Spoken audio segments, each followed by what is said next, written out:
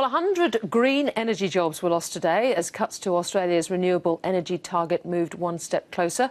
But in Germany, the green energy sector is taking on workers.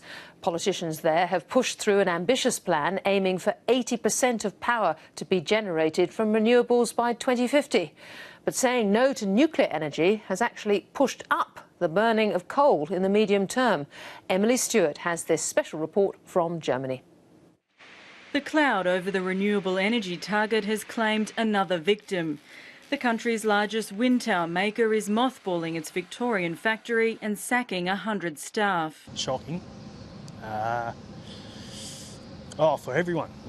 It's hard. It comes just a day after the Industry Minister, Ian Macfarlane, confirmed the government wants to wind down renewable energy targets if a deal can be struck with Labor and the Greens. His announcement effectively will kill off the wind industry in our region. You seem to have started all over again the discussion whether there is a climate change problem, and that of course seen from a European perspective is quite odd, because sometimes we also see how you are hit by heat waves and very, very sudden floodings and you know, different things that is totally in line with what science has warned us would be the consequences of climate change. And while the Australian government attempts to water down renewable policy, it's the polar opposite in Germany. The Fukushima nuclear disaster accelerated the country's plans to shut down nuclear and engage in an ambitious renewable energy plan called Energiewende. Europe is living proof that it helps to set up targets, because that helps governments to stay focused on the challenges. After the nuclear accidents in Chernobyl and in Fukushima, the German population said no to nuclear. Energiewende aims to decommission more than 30 nuclear reactors, dramatically ramp up renewable energy and slash greenhouse gas emissions.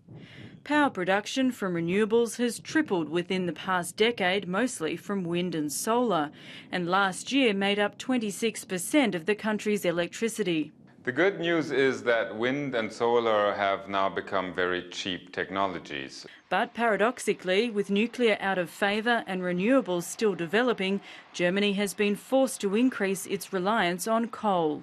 There has been an increase in coal burning. Renewables, while there have been enormous investments, extremely expensive support schemes for renewables, unfortunately this is not enough. Renewable energy flows fluctuate with weather conditions, so for now it's not going to put fossil fuels entirely out of business. For the next 30 years we will need fossil fuels as a backup. But within the next decades there will be storage technologies coming in, so that after that period of 20-30 years we won't need them anymore. Germans pay around 29 euro cents per kilowatt hour. Australians pay a comparable price, but without the investment in renewables. German households and small business pay some of the highest electricity prices in Europe, and they bear the brunt of the renewable transformation, paying a surcharge while industry is exempt. And while that's been controversial, the German public is still overwhelmingly in support of Energiewende. I live on my own, and a couple of years ago I paid around 35 euros. Now it's up to 55 euros, but Energiewende is a good thing. I am paying more for energy now, but I would pay more for energy if it isn't made from nuclear power.